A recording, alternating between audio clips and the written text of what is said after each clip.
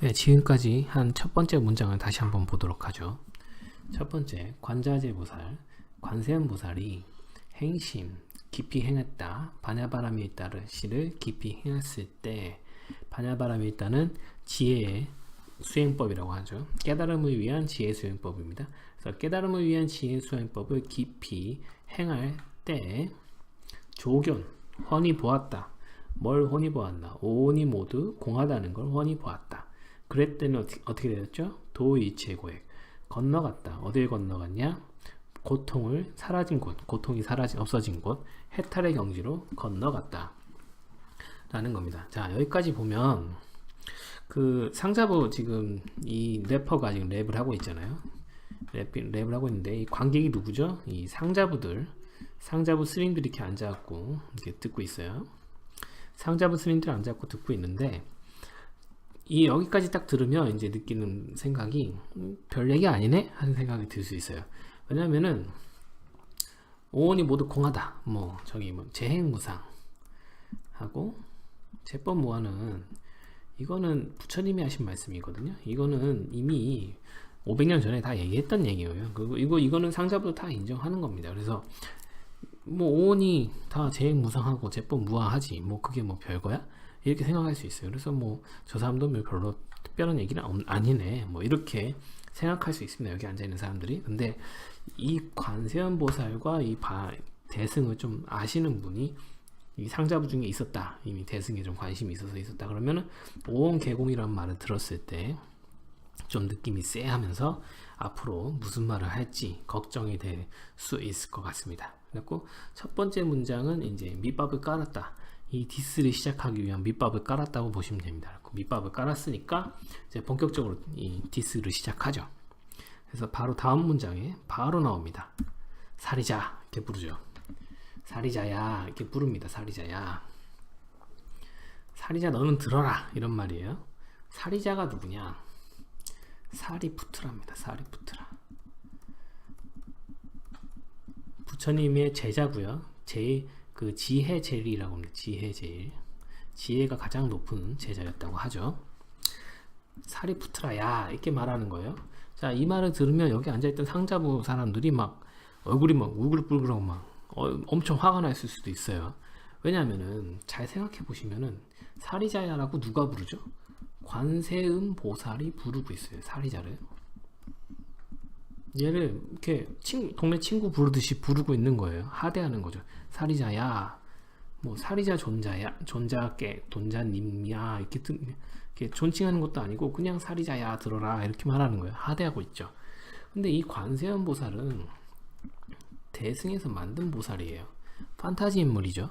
근데 판타지 인물이 자신들의 지혜 제일이기 때문에 이분은 학승, 그러니까 공부하는 스님들이 가장 존경하는 사람이에요. 실존 인물이고, 이 사람은 이미 죽었지만.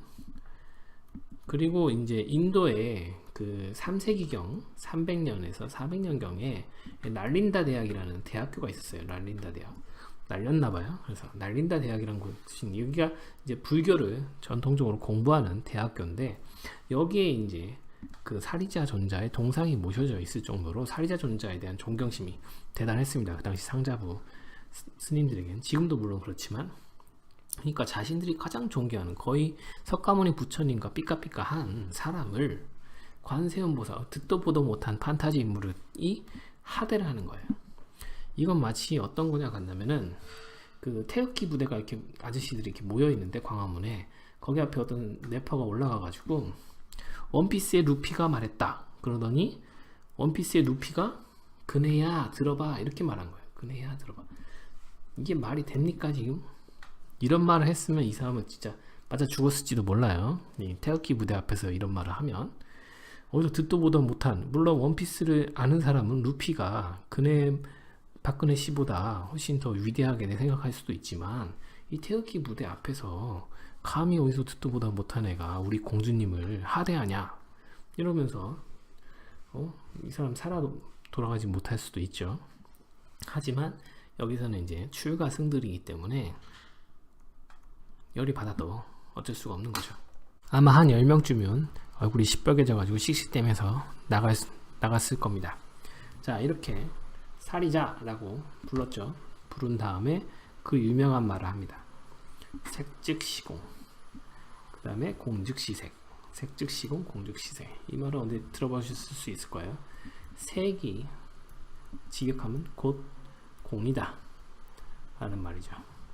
색이라는 거는 이제 물질이라고 그랬죠. 물질이 곧 공이다 라는 겁니다. 자, 이 공을 여기서 없다고 우선 해석해보죠. 없다, 없음, 무라고 해석해보죠. 그러면 물질은 없다 라는 말이 됩니다. 이 말은 되게 과격한 말이죠. 누가 이런 말을 하면은 바로 싸닥에 올리면 됩니다.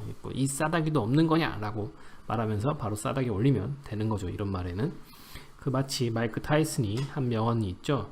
누구나 다 그럴싸한 계획을 가지고 있다, 나한테 처맞기 전까지 라고 말했듯이, 누군가가 뭐 물질은 다 없어 라고 말을 하면 바로 싸닥에 올리면 됩니다. 자, 저는 말했죠. 공은 없음이 아니라고 말했죠. 그래서 이렇게 해석하면은 이 반야신경이 아주 이상해집니다. 그렇기 때문에 저는 계속 변화함이라고 해석하겠습니다. 계속 변화함. 그러면 이 말은 어떻게 되냐? 물질은 계속 변한다, 변화한다. 자, 이렇게 됩니다. 물질은 계속 변화한다. 너무 평범한 말이죠. 색즉시공 했을 때 이 공 딱 때리는 것보다는 임팩트가 좀 없지만, 이 말은 너무 당연한 말입니다. 현대 물리학을 배우신 분들은 이 말이 너무나 당연한 말이에요. 자, 그리고 이 당시 상자부에서도 이 말은 당연한 말일 겁니다. 왜냐? 재행무상이라는 부처님 말씀이 있었기 때문에 모든 것은 다 항상하지 않다 했기 때문에 물질은 계속 변화한다. 뭐 이게 특별한 말이야? 라고 생각했을지도 모릅니다. 그런데 그 다음 문장이 바로 나오죠. 공즉시색. 자, 공은 곧 색이다 라는 겁니다. 그러면 이거를 계속 변화함으로, 공을 계속 변화함으로 해석하면, 계속 변화함은 곧 물질이다 라는 해석이 됩니다. 이거는 좀 이상하죠.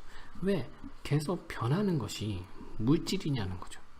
물질은 계속 변한다 라는 건 이해가 되는데 왜 계속 변화함이라는 성질 자체가 물질이냐는 거죠. 우리가 변화라고 보면 A가 B로 변하는 거죠. 가령 물이 얼음이 됐다고 보죠. 그럼 물이 얼음으로 변화한 거예요. 물이란 게 있고 얼음이라는 게 있고, 이게 변화라는 게 있다는 거죠. 그러면 A와 B는 서로 별개인데 이 변화라는 요소가 어떻게 물질과 같아질 수가 있냐 하는 의문이 생길 수 있어요. 근데 잘 생각해보면 A라는 것도 이 물이라는 것도 가만히 있질 않죠. 계속 변화하는 흐름 속에 있는 거예요. 자, 물이 있어요. 물 분자가 이렇게 있다고, 물이 이렇게 있어요. 이거 온도를 계속 내려요. 온도를 계속 내리면 얼지는 않지만 이 분자의 활동성이 점점 떨어질 겁니다. 그러면 10도씨의 물과 5도씨의 물은 다른 물이라는 거죠. 계속 변하고 있기 때문에 각각 어느 순간을 잡아도 그 물은 항상하지 않아요. 자, 이게 0도씨가 딱 됐을 때 얼지만 0.1도씨의 물과 5도씨의 물은 다르다는 거죠. 이게 물이 얼음으로 변하는 거는 우리가 봤을 땐 드라마틱한 변화이기 때문에 구별이 되지만, 이 A라는 것도 멈춰 있지 않고 계속 변화하고 있다는 겁니다. 그렇기 때문에 이 변하는 것 자체가 곧 물질이라는 거죠. 자, 제 앞에 있는 테이블이 있어요. 이 테이블은 항상 같은 테이블처럼 보이지만 사실 이 테이블도 무언가가 변해서 이 테이블이 된 거죠. 원래는 나무였을 거예요. 이 나무가 테이블로 변화했죠. 만약에 이 변화가 없었다면, 변화한다는 성질이 없었다면 이 테이블도 존재할 수 없었겠죠. 그리고 이 나무도 항상 같은 나무가 아니라 무언가가 변화해서 나무가 됐을 거예요. 그런 식으로 따지면 이 나도 계속 변화하고 있죠. 무언가가 변화해서 내가 됐고, 지금의 나와 10년 뒤에 나는 또 바뀌겠죠. 계속 변화하는 거예요. 이런 식으로 따지면 이 지구도 무언가가 변화했던 거고 이 우주도 무언가가 변화해서 나온 거랍니다. 그러니까 모든 물질은 변화가 있었기 때문에 물질이 생겨났다는 거죠. 그리고 변화라는 거는 결국에는 시간의 차이, 시간의 변이라는 거예요.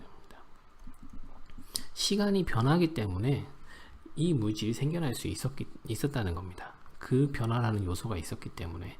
그래서 우리가 변화 없는 세상, 변화 없는 영원한 행복, 기독교에서 얘기하는 천국에 가면 영원히 변하지 않는 행복이 있다고 하죠. 하지만 그런 곳은 변화가 없기 때문에 시간이 존재할 수가 없습니다. 그러니까 그런 세상은 있을 수 있지만 시간이 존재하지 않기 때문에 의미가 없다는 거죠. 그래서 변화가 곧 물질이라는 것입니다.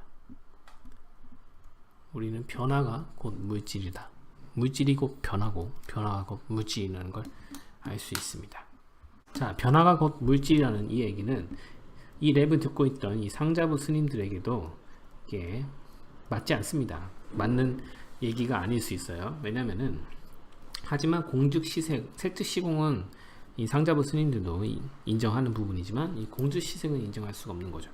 왜냐면은 그 불교가 부파불교가 되면서 부처님 돌아가시고 부파불교가 되면서 무엇이 문제냐, 실체가 있냐 없냐, 요게 문제가 됐거든요. 실체가 있냐 없냐, 실체가 있냐 없냐 문제가 나가는데, 어쨌든 상자부 쪽이 여러 부파가 있긴 하지만 부파마다 다 다른 얘기를 하지만 일반적인 얘기는 뭐가 있냐, 실체는 있다, 실체는 있으나 하지만 부처님의 말씀 재행무상과 재법무한은 인정해요. 인정하는데 실체가 어떻게 존재할 수 있는가? 찰나에 존재한다. 찰나, 그러니까 아주 짧은 시간 안에 이 실체가 존재한다는 거예요. 짧은 시간 실체가 존재했다가 없어졌다가 존재했다가 없어졌다가 이런 식으로 존재했다가 없어졌다 이런 식으로 존재한다는 거예요. 그러니까 우리가 애니메이션을 보면 아주 정지 화면이 아주 빠르게 이렇게 움직이잖아요. 그런 것처럼 찰나멸 찰나생이라는 거죠.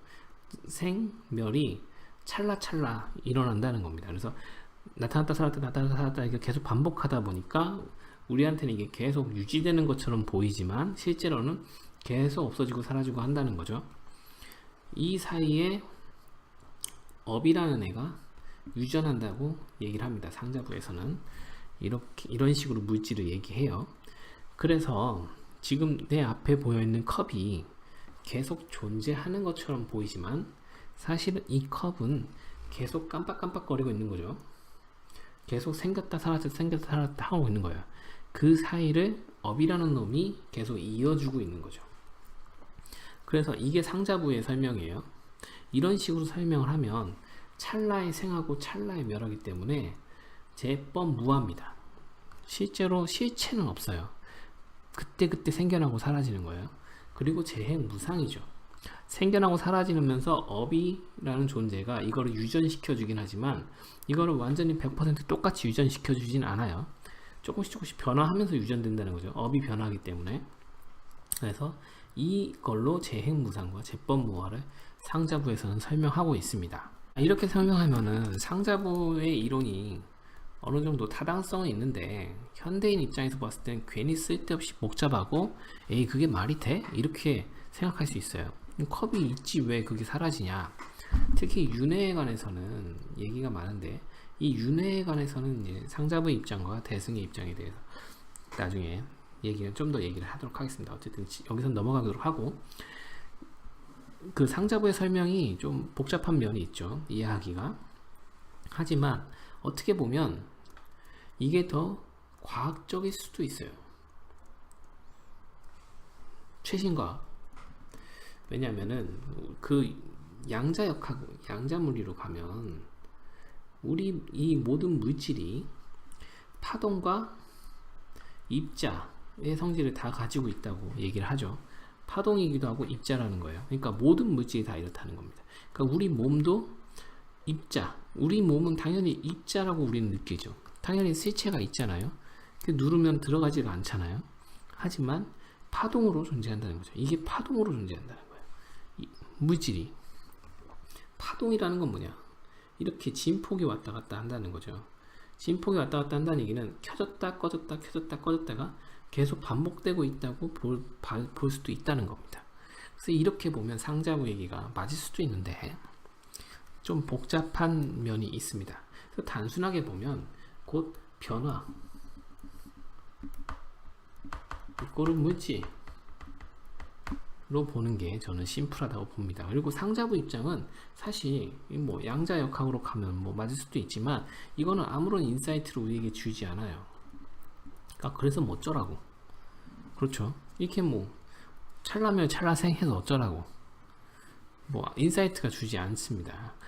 내 삶에 아무런 도움이 안 된다는 거죠. 결국에는 중요한 건 현실의 삶에 어떤 사상이든 어떤 주의든 어떤 텍스트든 간에 현재 삶에 도움, 어느 정도 인사이트, 도움이 될 수 있는 거가 있어야 저는 맞다고 보거든요.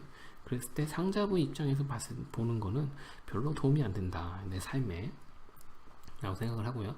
저는 이 변화를 강조하는 대승적 입장이 더 이 삶의 인사이트를 주는데 도움이 된다. 그 인사이트에 대해서는 계속 얘기해 보도록 하겠습니다. 어쨌든 색즉 시공 공주 시색은 변화하고 물질이다, 이렇게 보시면 됩니다.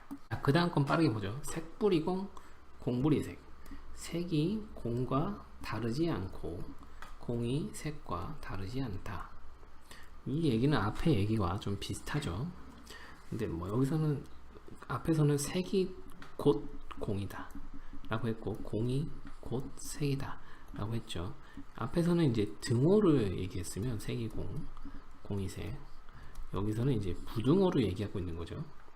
그러니까 어떤 논리적인 완성을 위해서 등호를 얘기해 놓고 그걸 반대로 좌변, 양변을 바꿔서 또 등호로 얘기하고 또 부등호로 얘기하고 양변을 바꿔서 부등호로 얘기하고, 저는 이거는 어떤 논리적인 완성도를 위해서 말했다고 봅니다.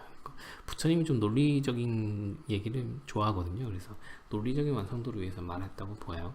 또 어떤 분은 이거에 대해서 이렇게 얘기를 해요. 공을 이제 무라고 봐서 색은 유라고 볼 수 있죠. 그래서 유무상생, 이제 노자 도덕경에 나오는 유무상생에 따라서 이 무와 유가 이렇게 DNA처럼 사슬처럼 이렇게 꼬여가지고 존재하는 게 이 세상이다.